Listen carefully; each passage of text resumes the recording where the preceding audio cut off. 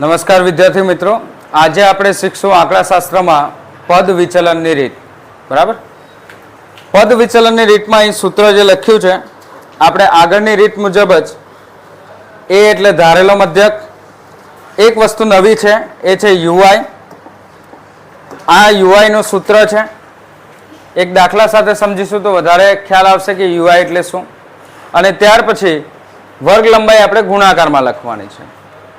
આ બે વસ્તુ જ અંદર આપણા ધારેલા મધ્યકની રીતમાં ઉમેરાય છે. એક છે યુઆઈ અને બીજું છે એ વર્ગ લંબાઈ એચ. બરાબર, ચાલો જોઈએ એ દાખલો. આ દાખલો છે ઉદાહરણ 2 નો જ દાખલો છે. બરાબર, બે કોલમ જે આપણને આપી હોય, જે કોષ્ટક આપ્યું હોય એમાંથી જ બનાવી છે. બરાબર, ત્રીજી કોલમ આપણે આગળ શીખી ગયા તે પ્રમાણે મધ્ય કિંમતને બનાવવાની છે. મધ્ય કિંમત કેવી રીતે બનશે? અધસીમા વત્તા ઉર્ધ્વસીમા ભાગ્યા 2. તો આ અધસીમા છે, ઉર્ધ્વસીમા છે, બંનેના ભાગ્યા સરવાળો કરીને આપણે 2 ભાગ્યા કરશું. તો 15 અને 25 કેટલા થશે? ટોટલ 40. 40 ના અડધા કરો કેટલા આવે? 20. બરાબર, અને આગળ પણ ઈઝી રહે એ માટે મેં તમને સમજાવ્યું છે કે આપણે આ બધામાં કેટલાની વર્ગ લંબાઈ છે? બધામાં વર્ગ લંબાઈ કેટલાની છે? બધામાં 10 ની જ છે ને? બધામાં એક સરખી છે ને? તો તમારે મધ્ય કિંમતની અંદર પણ જેટલી વર્ગ લંબાઈ હોય એટલું ઉમેરતું જવાનું. જેમ કે 20 છે તો હવે શું આવશે? 30, 40, 50, 60, 70, 80. બરાબર, તો આ આપણી આવી વર્ગ લંબાઈ. આ વર્ગ લંબાઈ તમારે ચેક કરવી હોય તો ચેક પણ કરી શકો. 75 અને 85 બંનેનો સરવાળો કરો, આવશે 160. 160 નો સરવાળાને 2 વડે ભાગો, જવાબ આવશે 80. બરાબર, એટલે આ બધી જ જો વર્ગ લંબાઈ સરખી હોય તો આ તમે ઈઝી ટ્રીક અપનાવી શકો કે જેટલો ગેપ સરખો છે, સરખો જે ગેપ છે એ ગેપ તમે એકવાર ભાગાકાર કર્યા બાદ એમાં ઉમેરતા જાઓ. જે વર્ગ લંબાઈ છે એ ઉમેરતા જાઓ એટલે તમને મળી જશે એ મધ્ય કિંમત. હવે ત્યાર પછી આપણે બનાવવાનું છે યુઆઈ.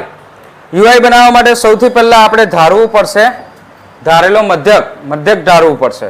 તો બંનેમાંથી વચ્ચે હોય એ પ્રમાણે આપણે ધારીએ તો આપણે 50 ને ધારી લઈએ છીએ એ. જે 50 ને આપણે એ ધારીએ છીએ ત્યાં લખી દેવાનું છે 0. બરાબર, હવે થોડી માહિતી હું તમને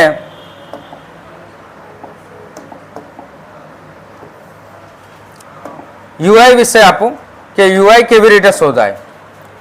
તો યુઆઈ જો યુઆઈ નું સૂત્ર આપ્યું છે આપણી પાસે xi બરાબર યુઆઈ બરાબર xi માઇનસ a ભાગ્યા h. અત્યારે આપણી xi આ લાઈન માટેની xi છે એ xi કેટલી છે? 50 માઇનસ એ આપણે ધાર્યું છે એ પણ છે 50 અને વર્ગ લંબાઈ h એ બંને વચ્ચેનો ગેપ છે 10. તો 0 ભાગ્યા 10 કરીશું, જવાબ શું આવશે? 0. એટલા માટે મેં અહીંયા લખ્યા છે 0. હવે ઉપર તરફ જઈએ તો આ 50 ની જગ્યાએ હું લખીશ xi બદલાઈ ગઈ 40. એના ઉપરની xi આવી ગઈ. આ લાઈન શાની છે? મધ્ય કિંમત xi ની. તો 40 થઈ ગયા. 40 થઈ ગયા તો ઉપર આવશે -10. -10 અને 10 નો ભાગાકાર કરો, જવાબ આવશે -1. તો અહીં તમારે લખવાનું છે -1. બરાબર, તો આવી જ રીતે તમે શોધતા જશો તો તમારો જવાબ આવશે -1, -2, -3.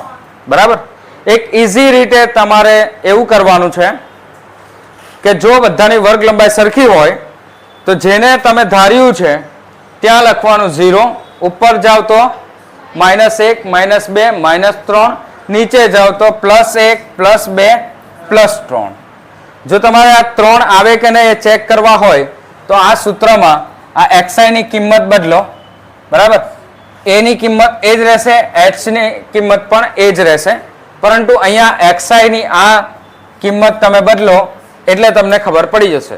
જેમ કે 80, તો અહીંયા આવશે 80. 80 માઇનસ 50 કરો, જવાબ આવશે 30. 30 ભાગ્યા આ પ્લસ 30 છે, 30 ભાગ્યા 10, તો જવાબ કેટલો આવશે? 3. જવાબ કેટલો આવશે? 3. તો એ રીતે પણ સાચું છે. આ બધી જ ગણતરી તમારે દર વખતે કરવાની જરૂર નથી.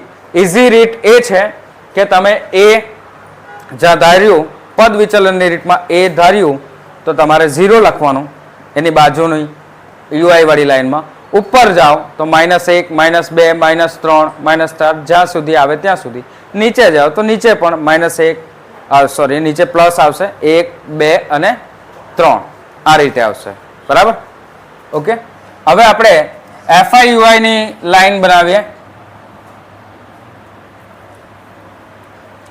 FI માં બધાનો આપણે ગુણાકાર કરીશું FI અને UI નો. 6 તારી 18 -18, 11 દુ 22 -22, 7 એકુ 7 -7 અને 4 ગુણ્યા 0 0, 4 એકુ 4, 2 દુ 4, 3 એકુ 3. તો આ રીતે ગણતરી થઈ. હવે જ્યારે આપણે સિગ્મા FI UI બનાવશું, સિગ્મા FI UI, તો સિગ્મા FI UI માટે આપણે સૌ પ્રથમ આ માઇનસોનો સરવાળો કરશું, પ્લસનો બી સરવાળો કરશું. તો 22 અને 18 40, 40 ને 7 47, 47.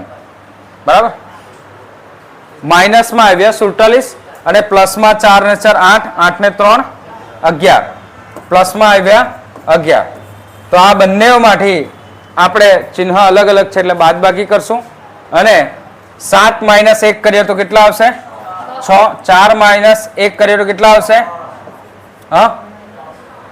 3. હવે બંનેમાં આપણે ચિહ્ન કયું લેશું? જે મોટી સંખ્યા છે એનો, એટલે માઇનસનો. તો આપણે -36 આ આપણો જવાબ આવ્યો FI UI નો. હવે આપણે આવૃત્તિનો પણ સરવાળો કરીએ. બધી આવૃત્તિનો સરવાળો કરીએ. કેટલો સરવાળો છે? આગળ પણ આપણે આ દાખલો ગણ્યો છે. કેટલો આવે છે ટોટલ?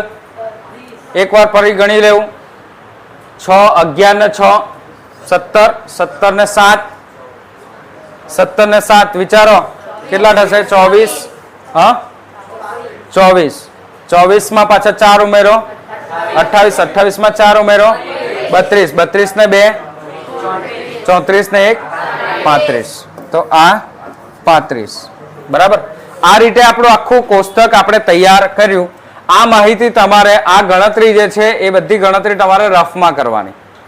બરાબર? એટલે મેં અહીંયાથી ક્લિયર કરી દઉં છું.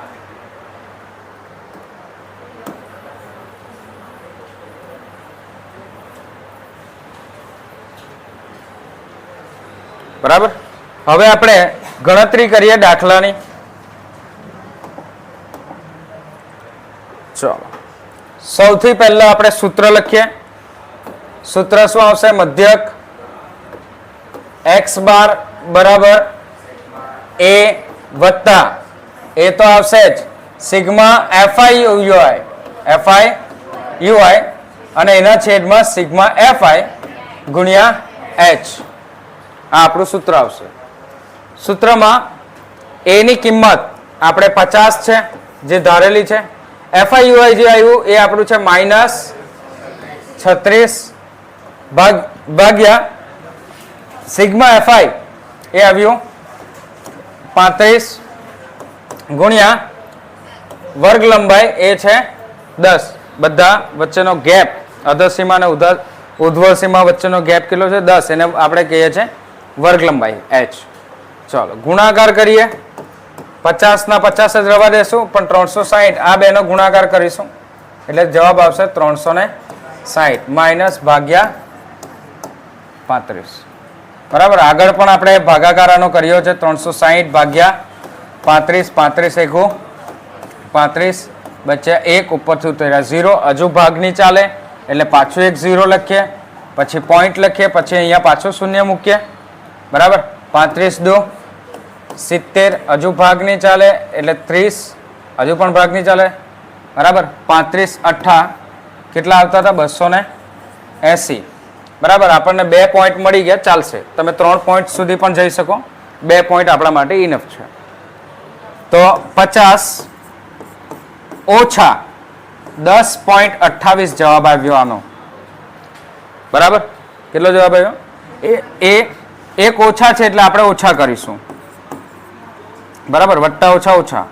હવે 10.28 ઓછા કરો તો 50 માંથી 10 જાય તો 40 ને 40 માંથી 0.28 માઇનસ કરીએ તો 0.72 એટલે 39.72.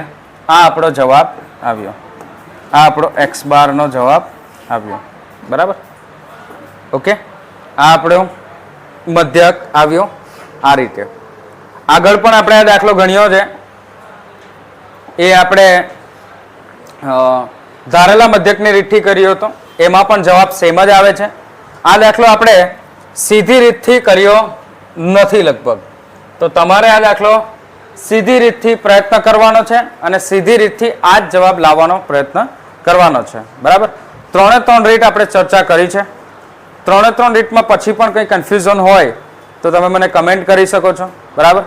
ઓકે, અને 3 રીતનો જવાબ એક સરખો જ આવવો જોઈએ, એ પણ તમારે ધ્યાન રાખવાનું છે. ભાગાકારના પોઈન્ટમાં 0 પોઈન્ટ પછી તમારું ડિફરન્સ હોઈ શકે, થોડો ઘણો ડિફરન્સ હશે 0.1નો, 0.01નો ડિફરન્સ, તો આપણે ચલવી લેશું એને, બરાબર. એ ડિફરન્સ ચાલશે. તો આ 3 રીત આપણે ચર્ચા કરી લીધી છે.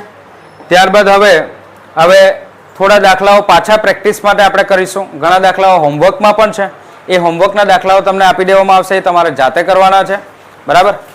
નહીં સમજ પડે તો તમારે મને પૂછવાનું છે, તો એ દાખલા આપણે અહીં જાતે પણ કરીશું, એના વિડીયો પણ બનાવીશું, બરાબર છે. 3 રીત ચર્ચા કરી છે. ત્યારબાદ હવે આવશે એ આપણી મધ્યસ્થની રીત આવશે. મધ્યસ્થ પછી આવશે આપણું બહુલકની રીત, બરાબર. અને દરેક વિદ્યાર્થી મિત્રોને પાછી એકવાર વિનંતી છે કે જે કોઈ એક દાખલો આપ્યો છે એ 5 રીતે ગણવાનો પ્રયત્ન કરે. 3 રીત એની મધ્યકની, સીધી રીત, ધારેલા મધ્યકની રીત, પદ વિચલનની રીત, એ મધ્યકની 3 રીતે. ત્યારબાદ એ જ દાખલાનું આપણે મધ્યસ્થ પણ શોધશું અને એ જ દાખલો જે આપ્યો હોય એનું આપણે બહુલક પણ શોધીશું, બરાબર. તો આ 5 રીત કરવાનો પ્રયત્ન કરો. આ દરેક દાખલાને 5 રીતે ગણવાનો પ્રયત્ન કરો. તમારી પ્રેક્ટિસ પણ વધશે, બરાબર. સ્પીડ પણ વધી જશે ને એ તમારા માટે ઘણી જરૂરી પણ છે, કારણ કે આ ચેપ્ટરમાં સૌથી વધુ માર્ક્સ છે, બરાબર. પાછા મળીશું નેક્સ્ટ વિડીયોમાં. લાઈક કરો, શેર કરો, સબસ્ક્રાઈબ કરો. ઓકે, થેન્ક યુ, આભાર.